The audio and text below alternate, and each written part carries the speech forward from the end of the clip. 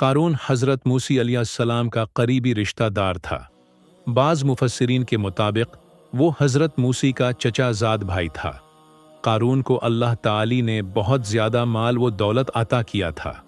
قرآن میں آتا ہے کہ اس کے خزانے کی کنجیاں بھی اتنی بھاری تھیں کہ طاقتور آدمیوں کی جماعت بمشکل انہیں اٹھا سکتی تھی۔ ان قارون کان من قوم موسیٰ فبغى علیہم وآتینہ من الکنوز ما ان مفاتیحہ لتنوء بالعصبۃ اولی القوہ۔ سورۃ القصص آیت 66۔ قارون نے اللہ کا شکر ادا کرنے کی بجائے اپنے مال و دولت کو اپنی محنت اور علم کا نتیجہ سمجھا اور غریبوں کو حقیر جانا۔ اس کے غرور کی وجہ سے اللہ تعالی ناراض ہوا۔ قال انما اوتیتہ علی علم عندی۔ سورۃ القصص آیت 78۔ یعنی اس نے کہا کہ یہ سب کچھ مجھے میرے علم کی بنیاد پر ملا ہے۔ اللہ تعالی نے اسے اس کے محل اور دولت سمیت زمین میں دھنسا دیا۔ فخسفنا بہ وبدارہ الارض۔ سورۃ القصص آیت 81۔ یعنی تو ہم نے اسے اور اس کے گھر کو زمین میں دھنسا دیا۔ قارون کا واقعہ ہمیں یہ سبق دیتا ہے کہ دولت پر تکبر کرنا، اللہ کے احکام سے روگردانی اور کمزوروں کو حقیر سمجھنا انجام کار ہلاکت کا باعث بنتا ہے۔ قارون کا خزانہ ہلاکت کا باعث بنتا ہے۔ قارون کا خزانہ دنیا کی تاریخ میں سب سے زیادہ مشہور اور عبرتناک خزانوں میں سے ایک سمجھا جاتا ہے۔ اس خزانے کا ذکر قرآن میں تفصیل سے آیا ہے اور اس کا مقصد صرف ہے مال و دولت کی کثرت کو بیان کرنا نہیں، بلکہ اس کے ذریعے غرور، تکبر اور انجام بد کا پیغام دینا ہے۔ اللہ تعالی فرماتا ہے ان قارون کان من قوم موسیٰ فبغى علیہم وآتیناہ من الکنوز ما ان مفاتیحہ لتنوء بالعصبۃ اولی القوہ۔ سورۃ القصص آیت 76۔ ترجمہ: قارون موسی کی قوم میں سے تھا، پھر وہ ان پر ظلم کرنے لگا اور ہم نے اسے اتنے خزانے دیے تھے کہ ان کی کنجیاں، چابیاں ایک زوراور جماعت پر بھاری تھیں۔ اس کے خزانے اتنے بڑے تھے کہ صرف چابیوں کا بوجھ اٹھانا بھی طاقتور لوگوں کے لیے دشوار تھا۔ یہ اس بات کی علامت ہے کہ اس کے پاس سونا، چاندی، قیمتی پتھر، جواہرات اور دیگر قیمتی اشیاء کی کثرت تھی۔ خزانے کی چابیاں بھی اتنی زیادہ اور بھاری تھیں کہ انہیں کئی طاقتور آدمی مل کر اٹھاتے تھے۔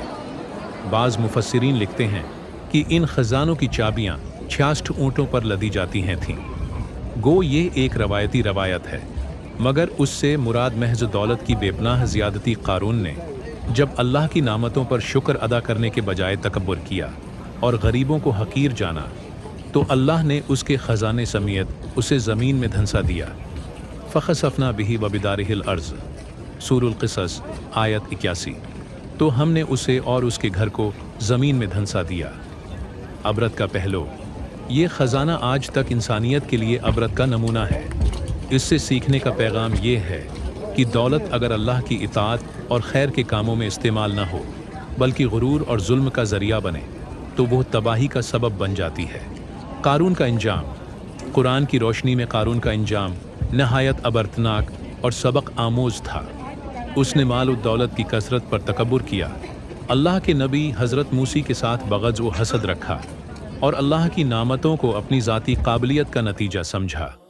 آخر کار اللہ تعالی نے اس کے تکبر اور ظلم کا بدلہ اسے دنیا میں ہی دے دیا۔ انجام کا قرآنی ذکر: اللہ تعالی فرماتا ہے فخسفنا بہ وبدارہ الارض فما کان لہ من فئۃ ینصرونہ من دون اللہ وما کان من المنتصرین۔ سورۃ القصص آیت 81۔ نے اسے اور اس کے گھر کو زمین میں دھنسا دیا اور اس کے لیے کوئی جماعت نہ تھی جو اللہ کے مقابلے میں اس کی مدد کرتی، اور نہ ہی وہ خود بچ سکا۔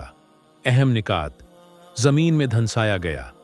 قارون خود بھی اور اس کا محل گھر بھی زمین میں دھنسا دیا گیا۔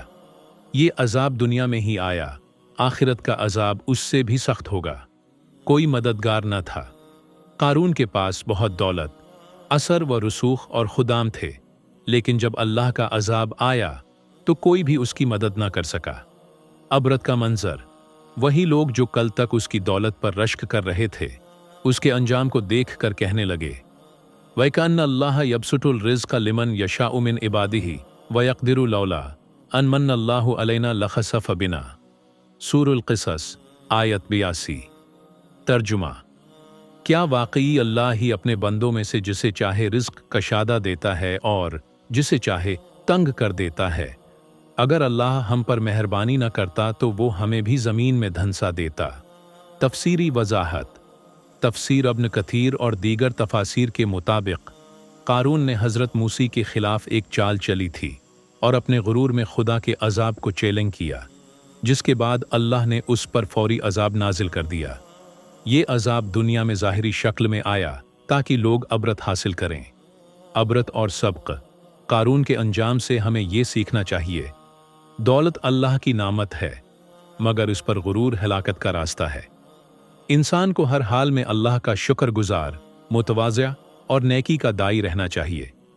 जो दौलत अल्लाह की राह में इस्तेमाल ना हो, वो दुनिया व आखिरत दोनों में वबाल बन सकती है। कारून हज़रत मूसी अलैहिस्सलाम का रिश्तेदार भी था और दुश्मन भी बन गया था। दोनों बातें दरस्त हैं, मगर सियाक व सिबाक के लिहाज से मुख्तलिफ ज़ाविये से। 1. रिश्तेदारी। कुरान में ये वाज़ेह है कि कारून बनी इसराइल से था, यानी वो हज़रत मूसी की कौम का फ़र्द था। इन्न कारून कान मिन कौमी मूसा। सूरुल क़सस आयत 87। तर्जुमा। बेशक कारून मूसी की कौम में से था। तफासीर के मुताबिक, जैसे तफसीर इब्न कथीर और तबरी, कारून हज़रत मूसी का चचाजाद भाई था। उसका अस्ल नाम मंसूर था। कारून उसका लक़ब या इर्फ़ था। 2. दुश्मनी। अगरचा वो रिश्तेदार था, लेकिन कारून ने बाद में हज़रत मूसी अलैहिस्सलाम से दुश्मनी अख्तियार कर ली। उसने गुरूर और तकब्बुर की राह अपनाई, अल्लाह ताली की दी हुई दौलत पर अकड़ने लगा, हज़रत मूसी की नबूवत से हसद करने लगा। उसने मूसी अलैहिस्सलाम को बदनाम करने की साजिश भी की। तफसीरी रवायात के मुताबिक, एक रवायत के मुताबिक कारून ने एक औरत को ख़रीदा ताकि वो मुजमा में हज़रत मूसी पर झूठा इल्ज़ाम लगाए, लेकिन औरत ने मुजमा में सच बोल दिया कि कारून ने उसे ऐसा करने को कहा था। तब अल्लाह का गज़ब नाजिल हुआ। नतीजा, पहलू हकीकत रिश्ता हज़रत मूसी का चचाजाद भाई, बनी इसराइल का फ़र्दामल दुश्मनी, हसद, गुरूर, झूठ, नबी की मुखालफत अंजाम अल्लाह ने उसे उसके घर समेत ज़मीन में धंसा दिया।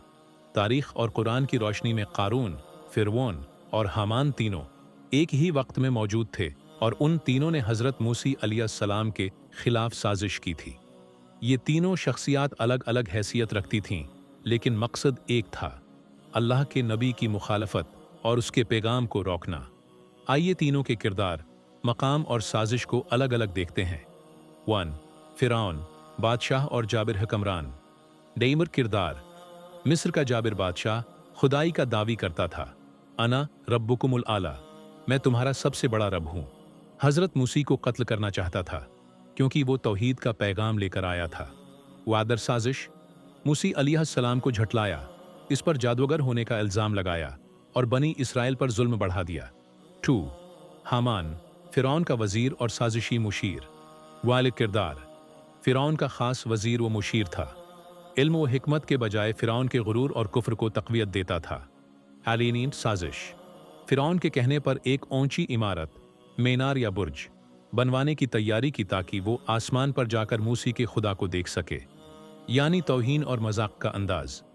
वकाला फ़िरऔनु या हामानु इब्न लिया सरहन लाली अबलुगुल असबाब। सूरह गाफिर आयत 33 से 33। 3. कारून, मालदार मगर मुनाफिक शख्स। आर्लन किरदार। बनी इसराइल से ताल्लुक़, लेकिन हज़रत मूसी से हसद और दुश्मनी। दौलत पर मगरूर, शुक्र के बजाय तकबर और नाफरमानी। छालर साजिश, हज़रत मूसी पर झूठा इल्ज़ाम लगाने की कोशिश की। अल्लाह की नामतों को अपनी अक्ल और काबिलियत का नतीजा कहा। अवाम को गमराह किया कि मूसी खुद भी इंसान है, वो तुम्हें किस चीज़ से रोकता है। तीनों की मुश्तरका साजिश। किरदार मकसद साजिश फ़िरऔन इक़्तिदार मूसी को कत्ल करना, नबी को झूठा साबित करना हामान फ़िरऔन का हामी मज़ाक, मीनार बनवाना, फ़िक्री गमराही फैलाना कारून हसद और तकबर नबी की किरदार कशी, माल की बुनियाद पर फितना अंगेज़ी। कुरान की एक जामे आयत, इन्न फ़िरऔन व हामान व कारून कानुआ मिन अल मुजरिमीन। सूरह अल-अंकबूत आयत 43। तर्जुमा। बेशक फ़िरऔन, हामान और कारून मुजरिमों में से थे। इंजाम, किरदार अंजाम फ़िरौनद्रिया में غرق حامان فرعون کے ساتھ تباہ کارون اپنے محل سمیت زمین میں دھنسا دیا گیا سبق۔ طاقت فرعون، اقتدار اور چالاکی حامان، اور دولت قارون، اگر اللہ کے خلاف استعمال ہو تو انجام ہلاکت ہی ہوتا ہے۔